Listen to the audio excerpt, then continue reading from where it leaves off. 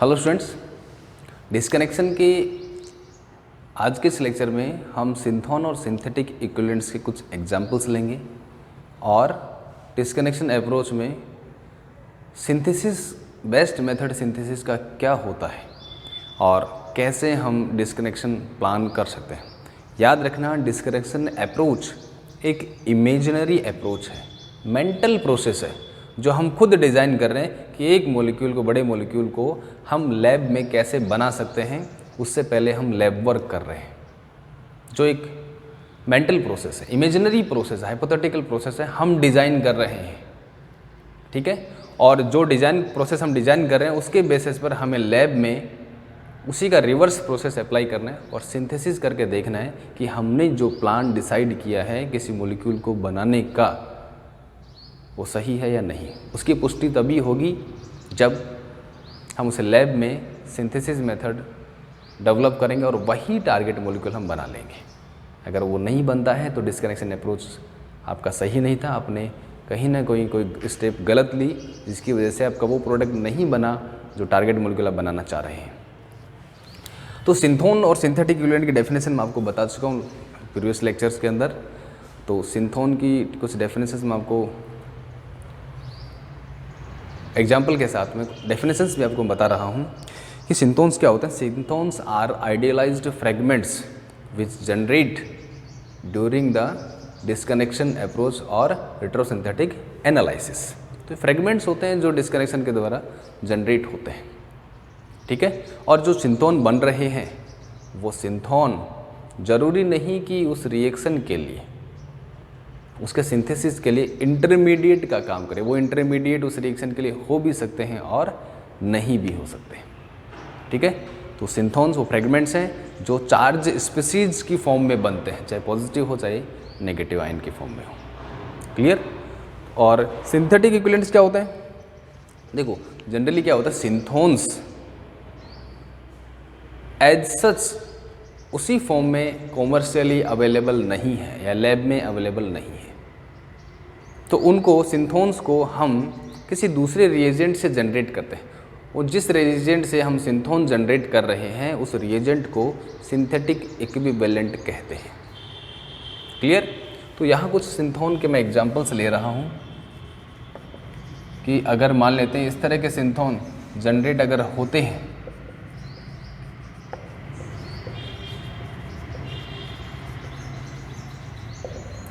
इन्हें रिएजेंट भी कह सकते हैं। रिएजेंट थोड़ा आसान वर्ड हो गया, सिंथेटिक इक्विवेलेंट थोड़ा सा कॉम्प्लिकेटेड हो गया कि कैसे करें सिंथेटिक इक्विवेलेंट्स। तो मान लेते हैं हमें कोई कैटायन है, कार्ब कैटायन जनरेट करना है। डिस्कनेक्शन से हमें R पॉजिटिव मिला जो सिंथोन कहलाता है।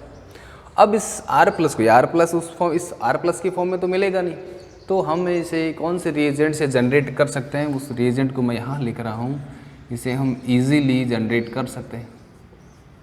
इन दोनों रिएजेंट के कॉम्बिनेशन से Cl माइनस इधर चला जाएगा, R प्लस जनरेट होगा, तो इस R प्लस को हम इस रिएजेंट से जनरेट कर सकते हैं। तो ये क्या कहलाया? सिंथेटिक इक्विवेलेंट, और ये सिंथोन। तो इस सिंथोन का सिंथेटिक इक्विवेलेंट क्या है? ये। और भी मेथड हो सकते हैं सेम उसी सिंथोन को जनरेट करने के, एल्कोहल इन एसिडिक मीडियम और एल्कीन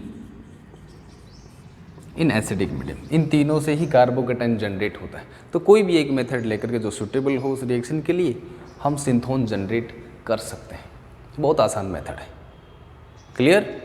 बस आप एक चीज़ हमेशा याद रखना कि डिस्कनेक्शन अप्रोच जो हम मॉलिक्यूल को डिस्कनेक्ट कर रहे हैं ये हमारा खुद का जनरेट किया हुआ या काल्पनिक मेथड है, मेंटल प्रोसेस है, इमेजिनरी प्रोसेस है, जिससे हम लैब में सिंथेसिस कर सकें, हमारा प्लान किया हुआ है।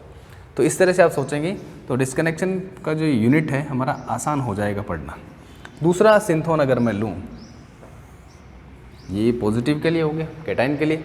एनायन को हम किस तरह से जनरेट कर सकते हैं, और फेमस एग्जांपल हम ले सकते हैं न्यूक्लियोफिलिक रिएजेंट हम ले रहे हैं, ग्रिग्नार्ड रिएजेंट फेमस रिएजेंट है, इसमें R नेगेटिव की फॉर्म में होगा, मैग्नीशियम पर पॉजिटिव चार्ज, तो ये एनायन की फॉर्म में यहाँ से बाहर निकलेगा। तो ये organometallic compound R minus provide करेगा। इसके जैसा और भी हो सकता है, R2CuLi, जिसे जिल्मान रिएजेंट कहते हैं, और एल्काइल लिथियम हो गया। सुपर ग्रिग्नार्ड रिएजेंट कुछ प्रॉपर्टीज़ की होती है, तो ग्रिग्नार्ड रिएजेंट और ऑर्गेनोलिथियम की रिएक्टिविटी हाईएस्ट होती है ऑर्गेनोमेटेलिक कंपाउंड में। अगर देखें तो किसके कंपेयर में, जिल्मांस के कंपेयर में। तो ये इनके इलेक्ट्रोपॉजिटिव करेक्टर की वजह से होता है, मैग्नीशियम और एल्यूमिनियम के। तो R- हम जनरेट कर सकते हैं। इसके अलावा क्या NO2+ अगर कोई सिंथोन जनरेट हो तो उसका सिंथेटिक इक्विवेलेंट क्या हो सकता है आपका, HNO3 या nitrating mixer, concentrated HNO3 plus concentrated H2SO4 आप काम में ले सकते हैं। क्लियर? कुछ और सिंथोन्स भी हैं जो मैं इनको यहाँ से मिटा के इनको लिख रहा हूँ। तो आपको सिंथोन के सिंथेटिक इक्विवेलेंट आपको पता होने चाहिए कि इनको हम किससे जनरेट कर सकते हैं। मान लेते हैं कि इस तरह का कोई सिंथोन आपका जनरेट हुआ, तो उसे हम कौन से रिएजेंट से बना सकते हैं, AlCl3, या सिंपल अगर बात करें तो अपन ऑयल हैलाइड से, ऑयल क्लोराइड से इसे जनरेट कर सकते हैं। ये रिमूव हो जाएगा, क्या जनरेट होगा इससे, यही वाला सिंथोन।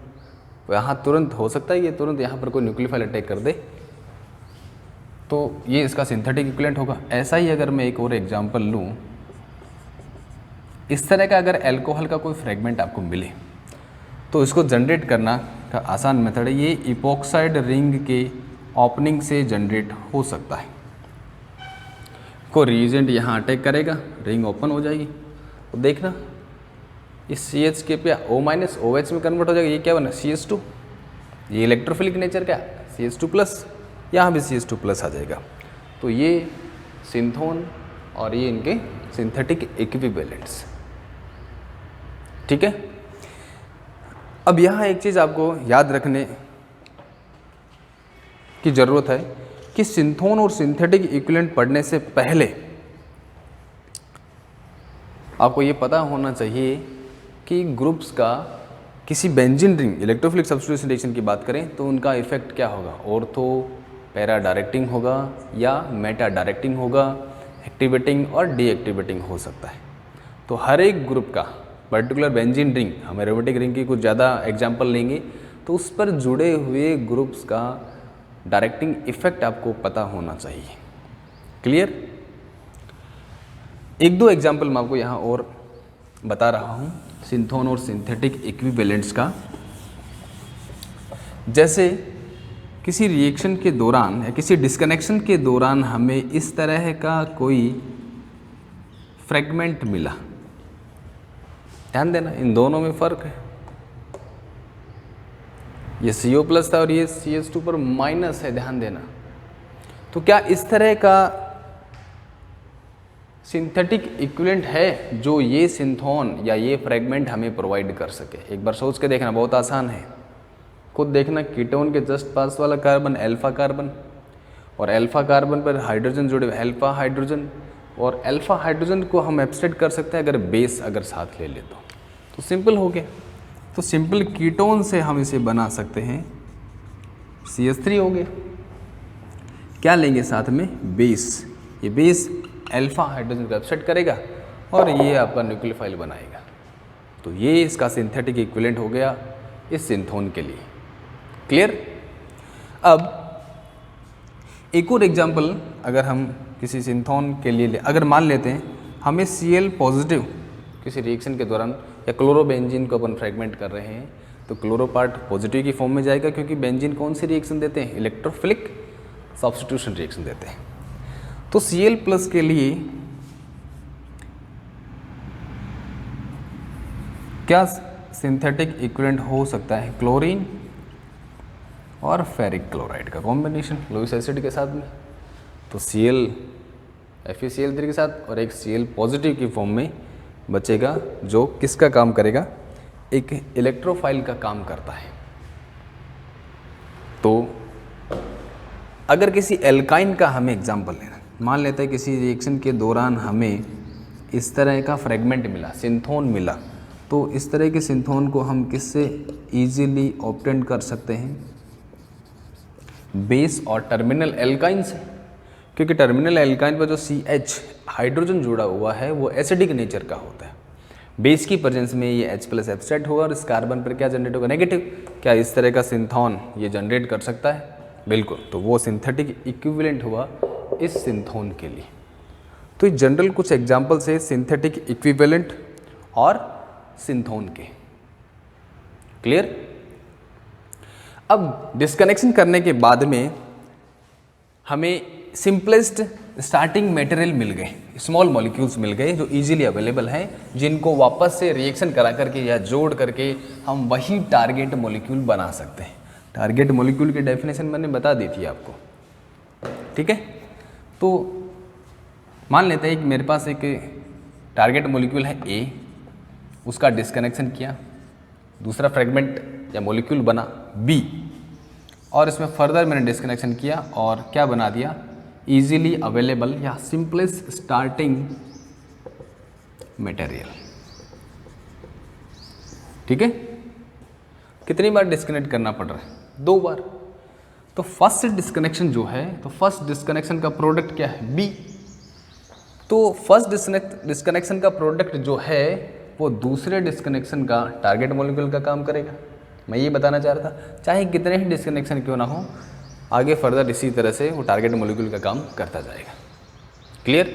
अब आपको क्या करना है, आपने छोटे छोटे मॉलिक्यूल में कन्वर्ट कर लिया, लास्ट में जो मॉलिक्यूल बना उनको लेकर के सेम रिवर्स स्टेप में आपको चलना है कि इनसे ये बनाएगा, फिर इनसे ये बनना चाहिए, इनसे ये बनना चाहिए, फिर ये बनना चाहिए और बी से ए बनना चाहिए। सेम एज इट इज़ उसी ओरिएंटेशन के साथ में और उसी राइट प्लेस पर सब्स्टिट्यूएंट आपके जुड़े हुए होने चाहिए, तो सेम टारगेट मॉलिक्यूल बनना चाहिए। तो डिस्कनेक्शन करने के बाद उस मॉलिक्यूल का क्या परफॉर्म करके दिखाना है आपको, सिंथेसिस भी बताना है। तो किसी भी मॉलिक्यूल का आपसे डिस्कनेक्शन पूछे या रेट्रोसिंथेटिक एनालिसिस पूछे तो आपका उसका सिंथेसिस भी करके आना है, क्योंकि बिना सिंथेसिस के तो उसकी पुष्टि होगी नहीं कि आपने जो डिज़ाइन किया है वो सही, वास्तव में सही है भी या नहीं। ठीक है। तो अब जब सिंथेसिस कर रहे हैं तो सिंथेसिस के 2 प्रोसेस हैं। टारगेट मॉलिक्यूल को बनाने के 2 तरीके हो सकते हैं सिंपल, एक तो लीनियर सिंथेसिस और दूसरा कन्वर्जेंट सिंथेसिस।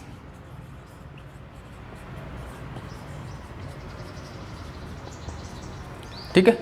लीनियर सिंथेसिस का मतलब क्या हुआ, step by step synthesis.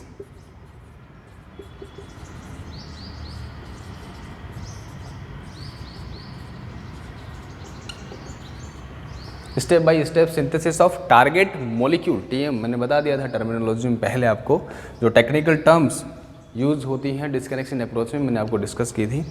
Convergent synthesis में क्या होता है कि कोई भी टारगेट मॉलिक्यूल है, पहले उसको 2 पार्ट में अलग करते हैं, पार्ट 1, पार्ट 2। फिर इस पार्ट 1 का अलग से डिस्कनेक्शन होगा, इस पार्ट 2 का अलग से डिस्कनेक्शन होगा।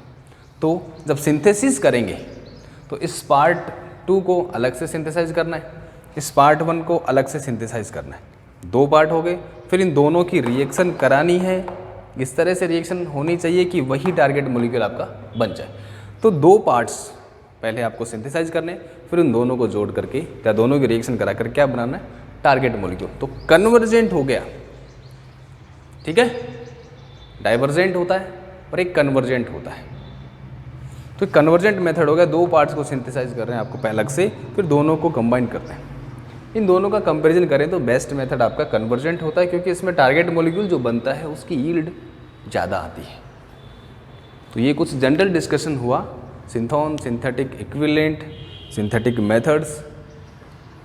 तो इस लेक्चर में हमने सिंथोन और सिंथेटिक इक्विवेलेंट्स के एग्जाम्पल पढ़े हैं। अब नेक्स्ट लेक्चर जो होगा वो बहुत ही इम्पोर्टेंट है कि किसी भी मॉलिक्यूल को अगर हमें देते हैं टारगेट मॉलिक्यूल डिस्कनेक्शन करने के लिए, तो उसका डिस्कनेक्शन हम किस ऑर्डर में करेंगे। कि मान लेते हैं बेंजीन रिंग से 2 ग्रुप जुड़े हुए हैं, अब उसमें पहले किसका डिस्कनेक्शन करें, कुछ रूल्स हैं, कुछ गाइडलाइंस हैं, और उस हेडिंग का नाम है ऑर्डर ऑफ इवेंट्स। तो नेक्स्ट लेक्चर में हम पढ़ेंगे ऑर्डर ऑफ इवेंट्स। उसमें लगभग 8-9 गाइडलाइंस हम पढ़ेंगे, ठीक है। हर एक गाइडलाइन का अलग से एक एग्जाम्पल है उसका एनालिसिस करेंगे और फिर उसका सिंथेसिस करेंगे। तो आज के लिए इतना ही। Thank you.